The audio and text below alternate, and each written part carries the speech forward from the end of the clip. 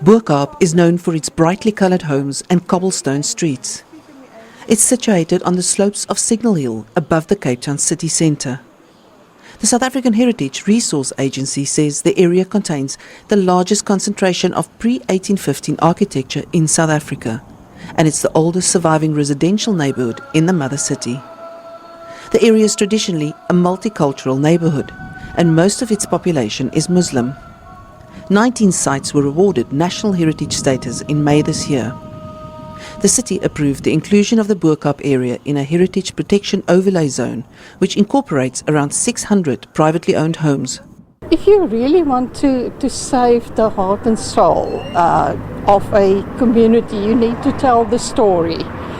It's not that you have to conserve everything, but this is the start. So we need to conserve it as a milestone in history. And we can't tell the story of Cape Town without the Bo Kaap and without the District 6. So whatever we do on the outskirts must complement the inside of it. So it's like building a body from the inside out. Fawzia Ahmad has a rich personal history in the Bo Kaap that dates back many generations. She has been part of the long battle to protect the Bo Kaap against gentrification and development. It's a close-knitted community, which is part of our living heritage. If we remove the people from Bo Kaap, there won't be heritage. There won't be a living heritage. Too few people know about Bo Kaap.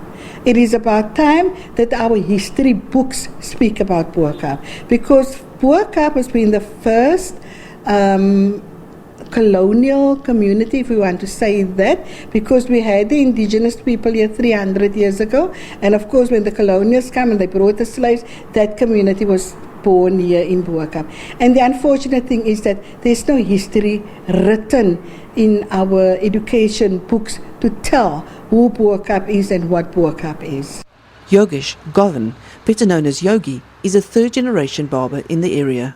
A barbershop near a residential area like Bo Kaap we have. Most of the clients came up from there. It was quite interesting. I mean, I was a putty. I used to go to Bo Kaap, in Bo Kaap, there's St. Paul's School. I used to go there and walk down here, and it was interesting to see people. Everybody knew everyone. It was nice when I used to come down from school, sit on the little pavement off the street here and just watch. It was elderly people walking by. Everyone knew everybody. It was like, hey, how is it? There was a chat around outside, and that's what I always remember Bo Kaap. The Atlas Trading Company has been selling spices in the Bo Kaap since 1946. It has a variety of spice on sale, all representing the countries from where people were brought to the Cape as slaves in the mid-17th century.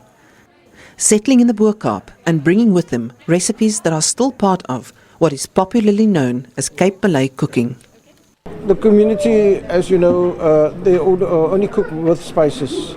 Like we ourselves, we don't cook without anything with that. Even if it's a beans or anything, there must be some sort of a spice in there, just to give that extra aroma, extra flavor.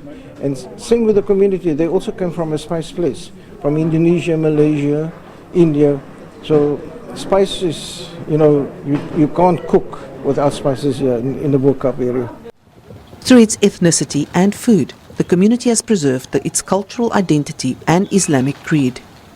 A rich, diverse heritage that needs to be preserved for future generations. Lingi Bierman, SABC News, Cape Town.